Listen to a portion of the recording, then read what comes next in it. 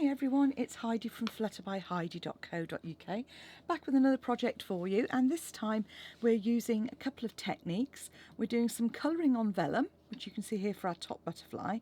Then underneath we've used a polished stone technique to kind of give a different effect and almost to recreate the butterfly wings on there as well. And then we've got a stable door card, which is a nice simple fancy fold. You don't need to do any partial die cutting, it's purely adhered onto the front of that card. And this is using the lovely new stamp set that I got to play with early because I was a display stamper, and it's called Beautiful Day, and it contains two lovely sentiments, this super rose sort of peony type flower and this lovely butterfly as well. And as you can see, these are 80% of the real size, so this is the size that we're actually using.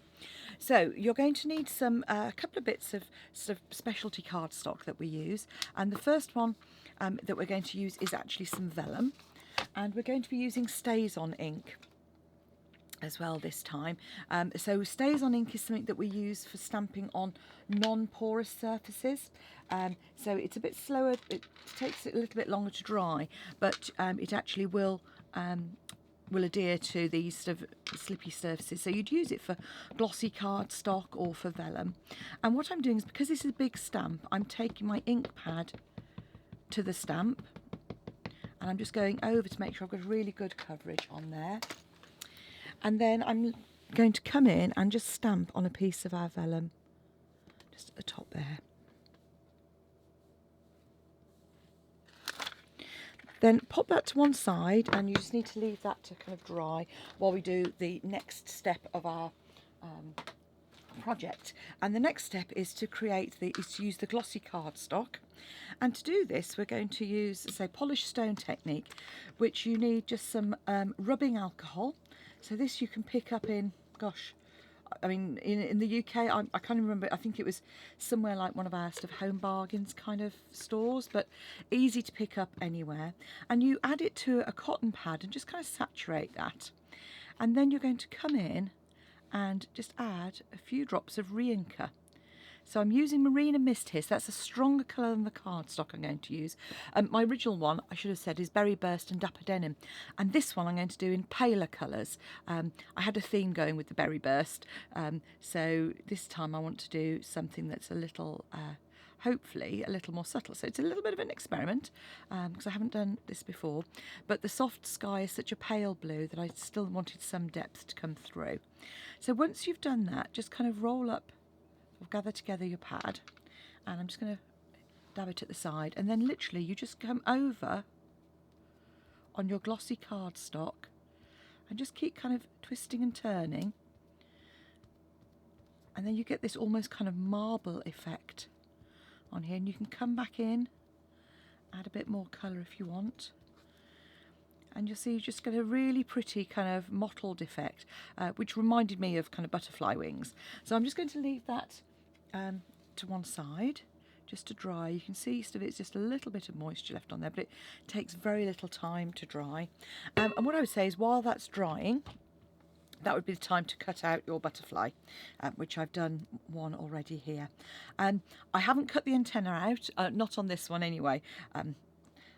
There are some who say life's too short to cut out butterfly antennae. I think it's, when you're using things like vellum, it's worth doing if you're using sort of thicker cardstock, but when you're doing vellum, you don't need to. So while that piece is drying, I'm just going to come in and show you how I coloured and created the effect on our butterfly. So what I did was, you can use a Stampin' Pierce mat, or this is one of the blocks that comes in the case to hold the stamping blocks. Stampin' Pierce mat is bigger, but any piece of kind of foam that you've got. And the first thing I did was I kind of went over and just created some texture on the back of this. So I'm just using an embossing tool, and so if you've got a scoreboard, you could use one. Again, you can pick these up all sorts of, you know, anywhere, sort of any craft store. And what I wanted to do was just create a bit more texture on the front. So that's the back. You'll see you just then get these really pretty sort of white lines. then all you need to do is come in and colour. So I'm using our stamping blends, and then you can just colour on the reverse of the vellum. And again, I'm coming in with the soft sky. Oh. I tend to use the brush tips, and the beautiful thing is, because you're colouring on the reverse, you don't have to worry about this interacting with the lines of stays on the front. So it's pretty easier to see. There you go. You can see better once I've done that. So I'm just colouring on here.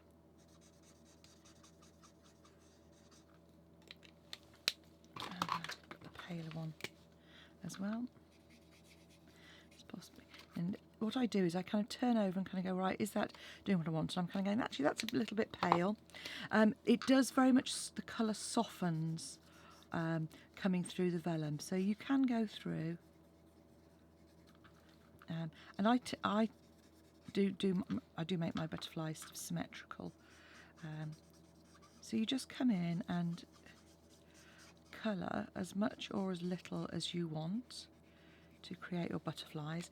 And I'm going to come in with the lighter shade.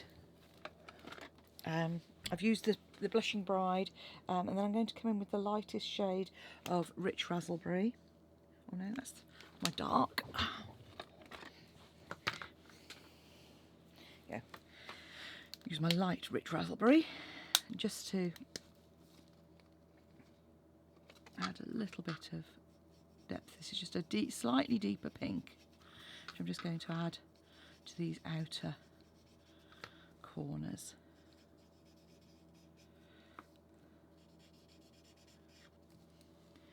So then what you should have by the end of this, and obviously you can use whatever colours you happen to have,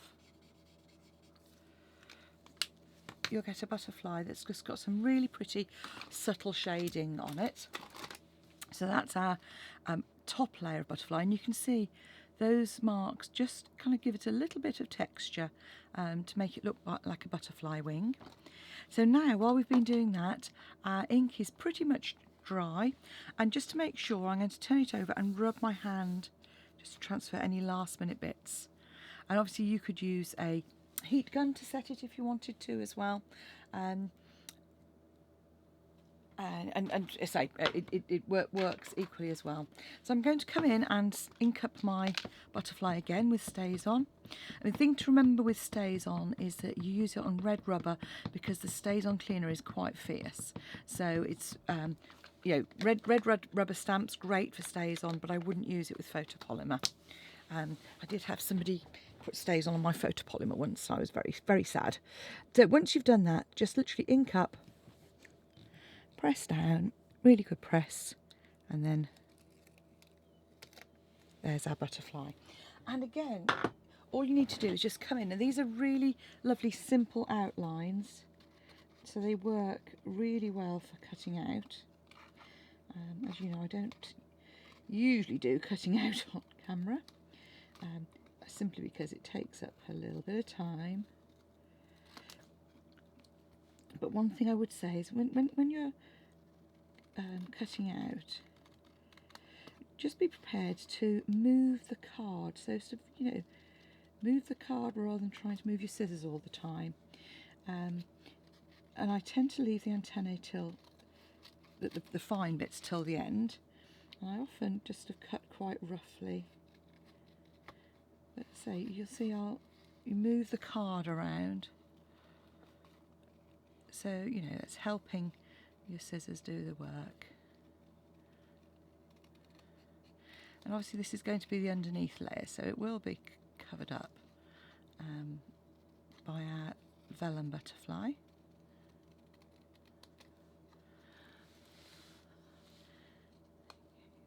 And just come in like this. I'm almost there.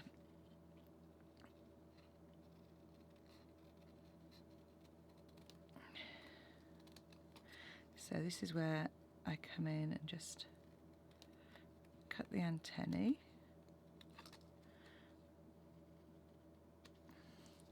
And literally I just sort of come round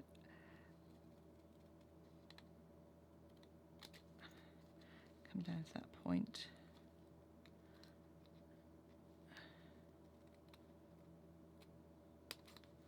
There we go. So this is our base layer butterfly. Then we can add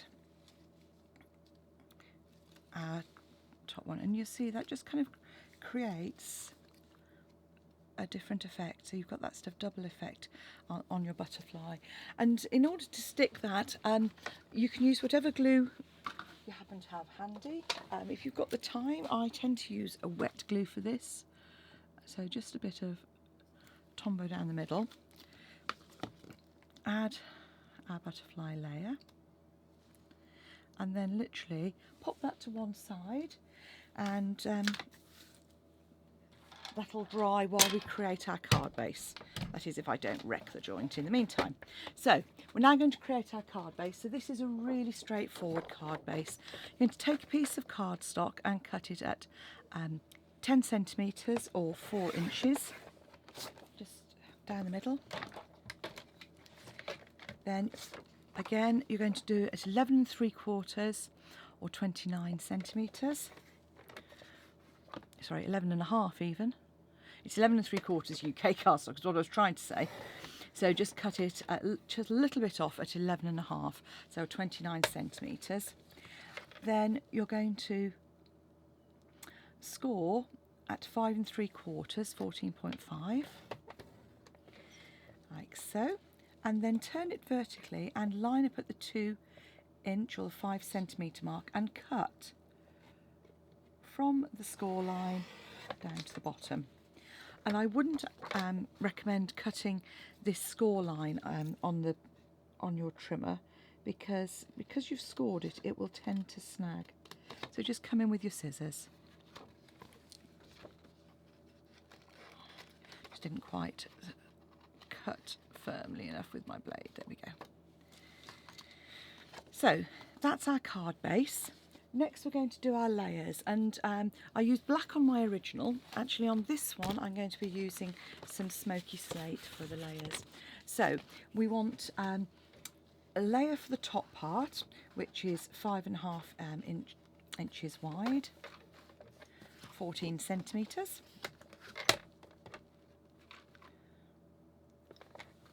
This is using the 1/4 inch difference, and then we're going to have a piece that's 2 1/4, 5.5 centimetres for the top, and a piece that is 1 3/4 for the bottom.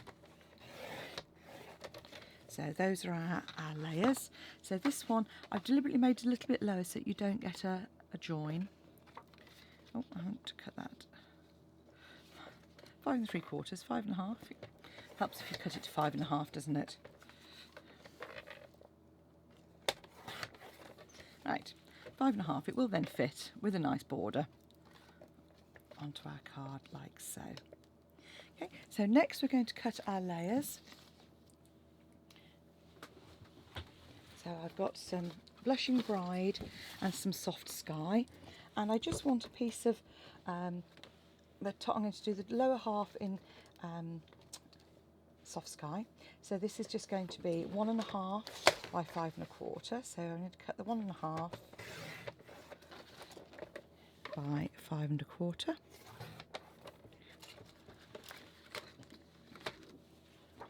And then we're going to cut our Blushing Bride to be 2 by 5 1/4. So 2 inches by 5 1/4.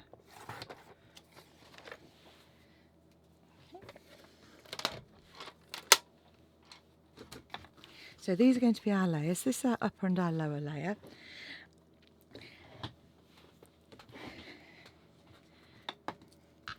And I'm going to add those to the front. Now, I've got a couple of rough edges, so I'm going to come off and just use an emery board just to even those off slightly.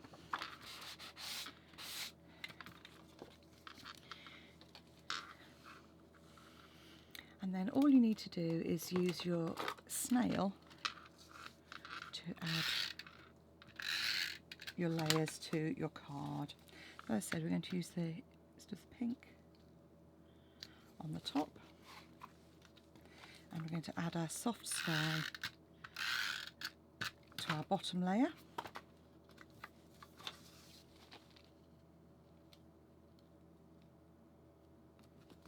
And those can go straight onto the cards.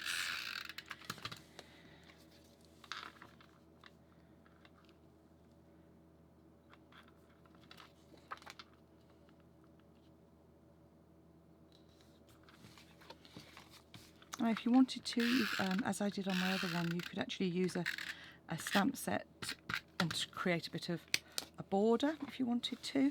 I'm going to keep it nice and simple and just use the single stamp set on this one. And the last thing I'm going to do, you'll see when I did my original card, when you opened it, you've got the butterfly in there as well. So I'm going to do the same effect on this one.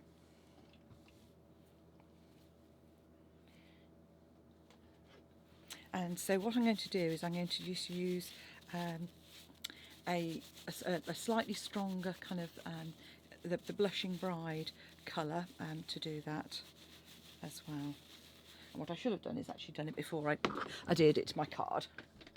But if you ever do that, one of the things I would suggest is that if you always keep some post-it notes handy, because what you want to do is mask off that bottom part. The beauty of doing it this way, I have to say, is that you do tend to get it more central rather than doing it the card. So just add a couple of post-it notes.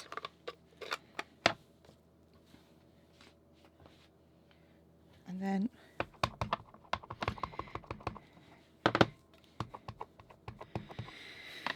use our Blushing Bride ink. I'm just going to come in the top half.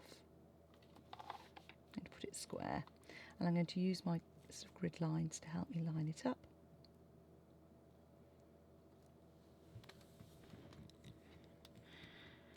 There we go. And then we have there we have our butterfly. Oh, I'm sorry, I'm getting my words all mixed up today. Actually, I think I've used pool party. So within the stamp set, we've got these lovely sentiments, and there's a super happy birthday one here, which I'm just going to add to a block. I would say this is where it's really useful to have Stampin' Up! Grid paper, because it does help you with sentiments. I'm not very good at getting things straight. So all I'm doing is just inking that up and then popping that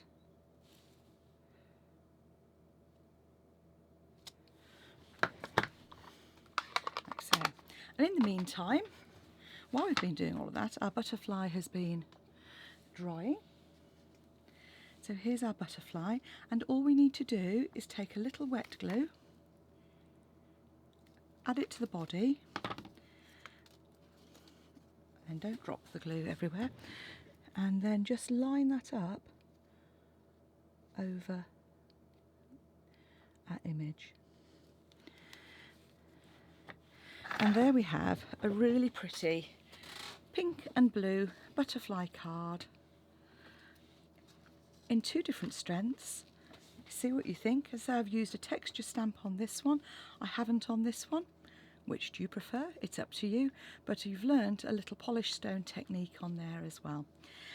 Thanks for watching. Come back and see me again soon, mistakes and all.